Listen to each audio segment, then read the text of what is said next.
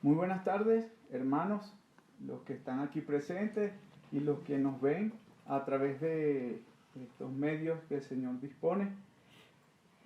Acompáñenme a Mateo capítulo 5. Hoy vamos a seguir en esta serie de las bienaventuranzas. Voy a leer desde el versículo 1 hasta el versículo 7, que es el versículo que vamos a estar estudiando el día de hoy. Dice el Señor en su palabra: viendo la multitud, subió al monte, y sentándose vinieron a él sus discípulos, y abriendo su boca les enseñaba diciendo: bienaventurados los pobres en espíritu, porque de ellos es el reino de los cielos. Bienaventurados los que lloran, porque ellos recibirán consolación. Bienaventurados los mansos, porque ellos recibirán la tierra por heredad. Bienaventurados los que tienen hambre y sed de justicia, porque ellos serán saciados. Bienaventurados los misericordiosos, porque ellos alcanzarán misericordia. Vamos a orar, mis hermanos. Les pido que me acompañen. Bendito y amado Salvador, Señor, hoy en tu día, Padre, damos gracias porque nos has permitido una parte de tu grey congregarnos en tu nombre, en físico y a través de los medios virtuales, Señor. Te pido, Señor, que pues tú me asistas en la exposición de tu palabra.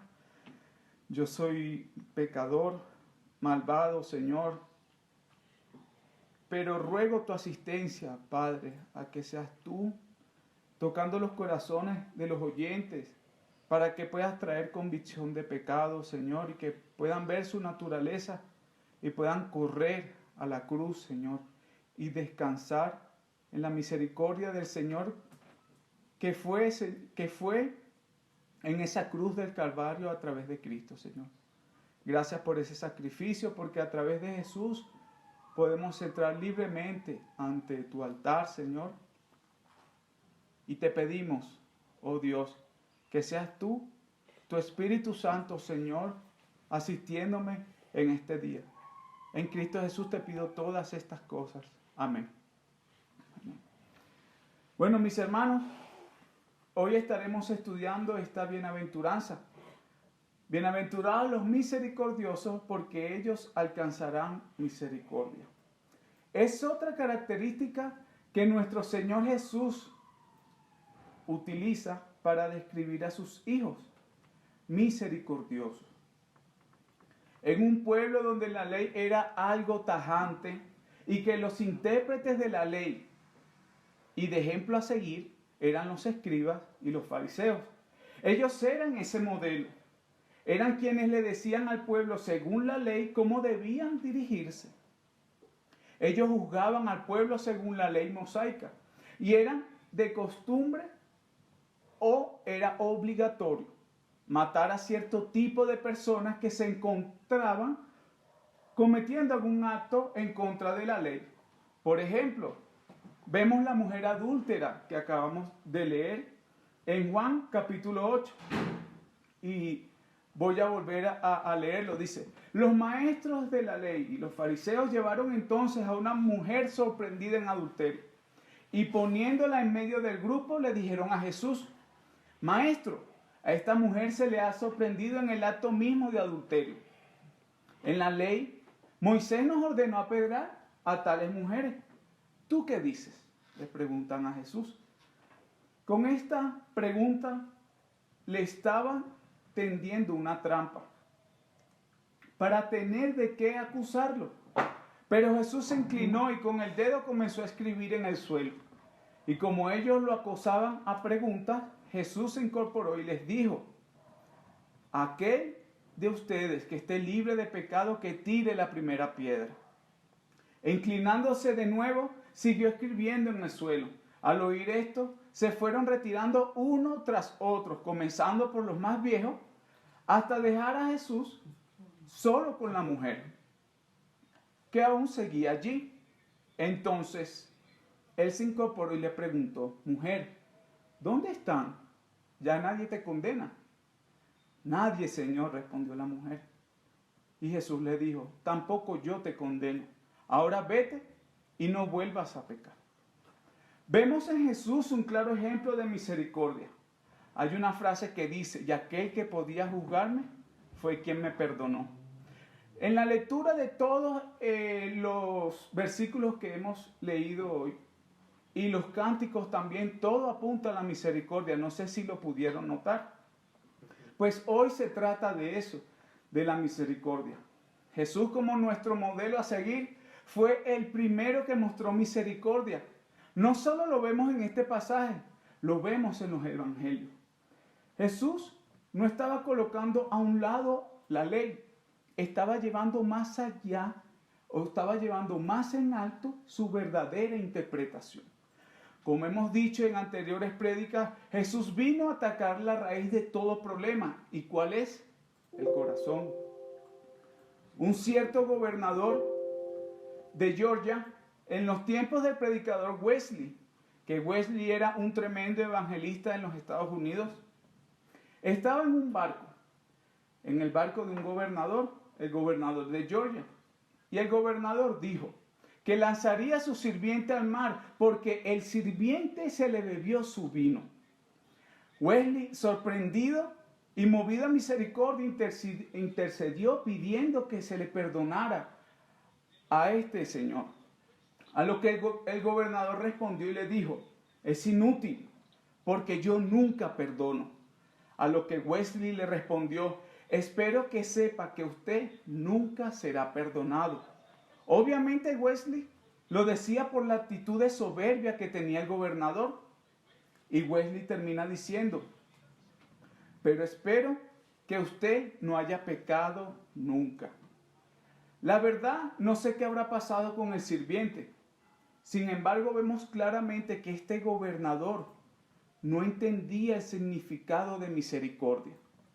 Pues este hombre no había reconocido su pobreza espiritual y mucho menos era manso. Características que el Señor Jesús dice en este capítulo 5, que yo leí al principio, y que en prédicas anteriores ya hemos visto. El gran predicador bautista Charles Spurgeon decía que no es que tendré misericordia para ganar el favor de Dios. Les recuerdo que las bienaventuranzas son características de aquellos que son hijos de Dios. En este capítulo hay dos palabras clave, mis hermanos. Misericordiosos y misericordia. Como ha sido característica en las predicaciones pasadas, primero comenzaba explicando qué no es, para luego explicar qué sí es. Pero hoy no será así. Hoy será distinto. Explicaré primero qué es ser misericordioso y poco a poco tendremos una idea más clara a medida de que vayamos avanzando en la prédica, de qué es y qué no es ser misericordioso. Explicaré primero qué es misericordiosos. Y es importante ir a la palabra original que fue escrita, misericordioso. Fue escrita en griego y ella significa elemón, que significa compasivo, activamente o misericordioso. O sea, es algo que está activamente en nosotros, no que lo hagamos una vez y cuando nos acordemos lo volvamos a hacer, no. Es una característica activa en el cristiano, algo de continuo en nosotros. Es una característica indiscutible y de día a día de dicha persona, o sea, de los cristianos. En este caso, nosotros.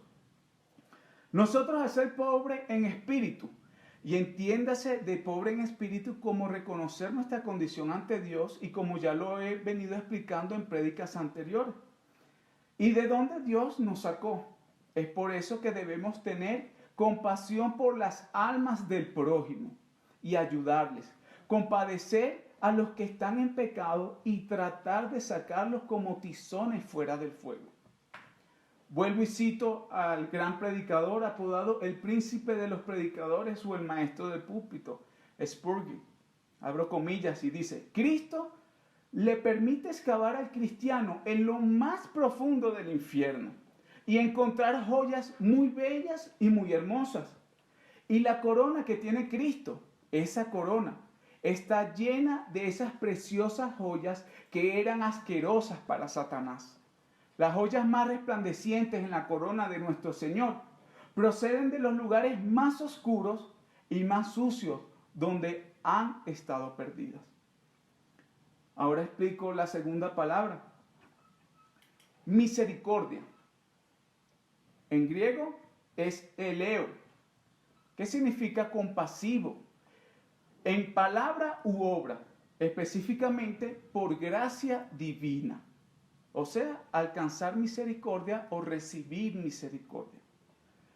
Con la palabra alcanzarán es el resultado y la promesa por obra divina para aquellos que han entendido o han tenido compasión por las almas perdidas. Es aquí donde la palabra misericordioso cobra sentido, ya que la raíz de esta palabra es un mover en el cristiano por la obra divina. Ya conocemos nuestro pecado, conocemos que Dios nos sacó y nos arrastró hacia Él. Sabíamos nuestro destino y es esa obra del Espíritu Santo que nos mueve a tener compasión y misericordia de las almas perdidas. Nosotros sabemos cuál es el fin de aquellos que mueren sin Cristo. Sabemos cuál es su destino. Lloramos por nuestro pecado. Lloramos porque le fallamos a Dios todos los días. Es por eso que somos movidos a misericordia para con otros. Porque sabemos que Dios está airado contra el pecador todos los días. Y nosotros no queremos que tengan ese destino. Por eso, tener misericordia no es simplemente perdonar a aquel que nos haya hecho una falta, regalarle comida al necesitado. Eso lo puede hacer cualquier persona. Un ateo puede vender todos sus bienes y salvarle la vida a su vecina que tenía cáncer. Y sin embargo, esa acción no es de la misericordia que Jesús se está hablando aquí. Si le salvó la vida a la mujer, está bien, pero ¿y su alma? El ateo no hizo eso para la gloria de Dios. Lo hizo no para salvar su alma o guiar a esa persona a Cristo. Para la sociedad puede ser algo espectacular. Pueden decir, oye, qué grande es este hombre, mira lo que hizo por esta mujer. Pero si no lo hizo para la gloria de Dios, como dice el profeta, eso es un trapo de inmundicia. Nosotros hacemos las cosas para la gloria de Dios. Eso es algo que es movido por el Espíritu Santo. No es para nuestra gloria, es para la gloria del Señor. Predicamos el Evangelio porque es un mandato, pero también porque es un acto de misericordia para que esa persona se arrepienta y busque de Dios y escape de la ira de un Dios que será por toda la eternidad. La bienaventuranza de la misericordia es conocida también como la bienaventuranza de la simpatía. La reina Victoria de Inglaterra era muy amiga del rector Toulouse de la Universidad de St. Andrews y de su esposa. El príncipe Albert murió y la reina Victoria se quedó sola. Precisamente por el mismo tiempo murió el rector Toulouse y la señora Toulouse se quedó sola también como la reina. Sin embargo, y sin previo aviso, la reina vino a visitar a la señora Toulouse, que estaba descansando en su habitación. Cuando le anunciaron a la reina, la señora Toulouse se dio toda la prisa que pudo para levantarse y hacer una reverencia a la reina. A lo que la reina dio un paso al frente y le dijo, querida mía, no te levantes. Hoy no vengo como la reina a una de sus súbditas, sino como una mujer que ha perdido a su marido, a otra en la misma condición. Ya sabemos que la palabra griega para misericordia es eleo. Pero vamos a ir un poco más profundo. Vamos a ir al hebreo. La palabra hebrea para misericordia es yesed. Y es una palabra intraducible. No quiere decir simplemente simpatizar con una persona en el sentido popular de esta palabra. no quiere decir solo darle a uno lástima de otro que lo está pasando mal. Yesed, misericordia, quiere decir la capacidad de ponerse uno totalmente en el lugar de otro, de manera que ve con sus ojos, piensa con su mente y siente con sus sentimientos. Está claro que esto es mucho más que una oleada emocional de lástima. Exige un esfuerzo deliberado de la mente y de la voluntad. Denota una simpatía que no se da, por así decirlo, desde afuera, sino que viene de una deliberada identificación con la otra persona, hasta el punto de ver y sentir como esa otra persona. Eso es precisamente lo que hizo Dios. Vino a la humanidad, no como el Dios soberano, distante, remoto, aislado, sino como un hombre. El ejemplo supremo de misericordia, Yesed, es la venida de Dios al mundo en Jesucristo. Tuvo misericordia de nosotros. Dejó su gloria para venir a salvarnos de una eternidad de sufrimiento. Es por ello que nosotros debemos tener ese mismo sentir, compadecernos de las personas y tener misericordia de ellas. Les hago una serie de preguntas. ¿Desde cuándo no hacemos un acto de misericordia? ¿Aún tienes memoria de cuándo hiciste algo así? Pero vamos más allá. ¿Desde cuándo no hacemos un acto de misericordia a alguien que sabemos que no nos va a devolver el favor? A alguien que sabemos que nunca nos pagará ese favor. Y es por eso que lo hacemos sin algún tipo de interés. Recordemos un ejemplo en las Escrituras de alguien que no tuvo misericordia alguno. No sé si ya lo tendrán en mente. Pero vamos un poquito más adelante del versículo que acabamos de leer en Mateo. Vamos a ir al capítulo 18 de Mateo, desde el versículo 23.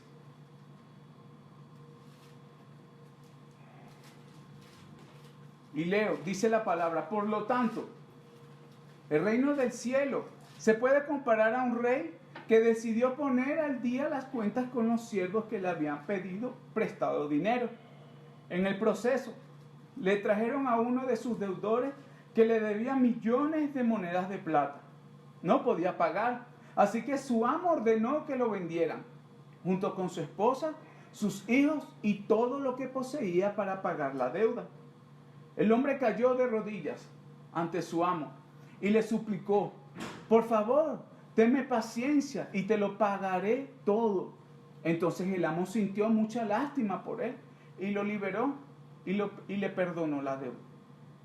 Pero cuando el hombre salió de la presencia del rey, fue a buscar a un compañero que también siervo, que le debía unos pocos miles de monedas de plata. Lo tomó del cuello y le exigió que le pagara de inmediato. El compañero cayó de rodillas ante él y le rogó que le diera un poco más de tiempo. Ten paciencia conmigo y yo te pagaré, le suplicó. Pero el acreedor no estaba dispuesto a esperar. Hizo arrestar al hombre y lo puso en prisión hasta que pagara toda la deuda. Cuando algunos de los otros siervos vieron esto, se disgustaron mucho. Fueron ante el rey y le contaron todo lo que había sucedido.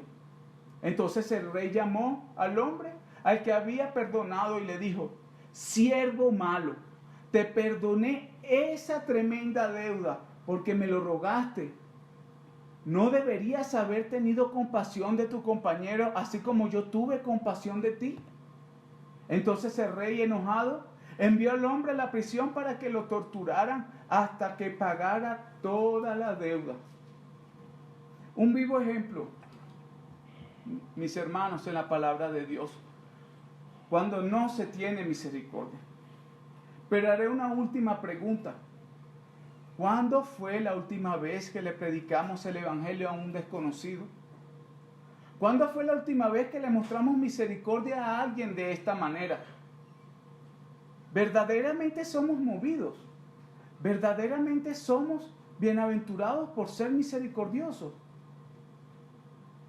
Si tú hoy reconoces que no tienes misericordia, yo te invito hoy a pedirle a Dios que seamos movidos a llevar el Evangelio a aquellos que no han creído en Cristo. Ese será el mayor acto de misericordia que podrás hacer por algún perdido. No hay algo que te pueda mover más aquí que predicar el Evangelio y poder predicarle a una persona que literalmente lo vas a sacar del fondo del infierno. Literalmente lo estás arrebatando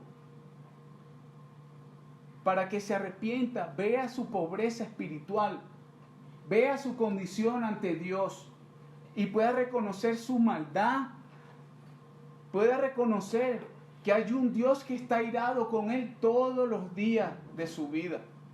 No hay un acto de más misericordia que este, mis hermanos, que podamos nosotros predicar el Evangelio a aquellos que están perdidos, a aquellos que están en la calle. Por eso pregunto, ¿cuándo fue la última vez que nosotros le predicamos el Evangelio a un desconocido? ¿Cuándo fue que nosotros tuvimos misericordia de esta manera? Roguemos a Dios que a través de esta prédica el Señor nos mueva a misericordia. Pues dice la palabra, bienaventurados los misericordiosos, porque ellos alcanzarán misericordia. Oremos, mis hermanos. Padre amado, en el día de hoy, Señor, primeramente queremos ir a ti, Señor, pidiéndote perdón. Si en algún momento, oh Dios, no hemos tenido misericordia de los perdidos, Señor. Hubo un tiempo, Señor, que tu misericordia nos alcanzó. Que lo que a nosotros nos tenía que tocar, Señor, tú lo llevaste a Cristo. Padre, que nosotros estemos agradecidos por ese acto de misericordia en la cruz del Calvario y que podamos ser movidos nosotros también a misericordia, a predicar tu evangelio, tu glorioso evangelio, Señor, a los perdidos. Aquellos que están, Señor, sin esperanza alguna, aquellos que en medio de esta situación, Señor, hasta se están quitando la vida, Padre, porque no tienen esperanza, Señor. Que nuestro corazón verdaderamente esté movido a misericordia, Señor. Así como tú lo tuviste un día con nosotros, sin nosotros merecerlo, Señor. Sin tener ningún mérito alguno, Señor. Tú nos amaste a través de Cristo, Señor. Nosotros queremos mostrar esa misericordia que nos alcanzó, Señor, a aquellos que están perdidos en la calle. Ayúdanos, oh Dios, que esta palabra no quede aquí, Señor, sino que seamos movidos a misericordia, a predicar tu evangelio para que muchos que están afuera se arrepientan y coloquen su fe en ti, Señor. En Cristo Jesús te pedimos todo esto. Amén. Amén.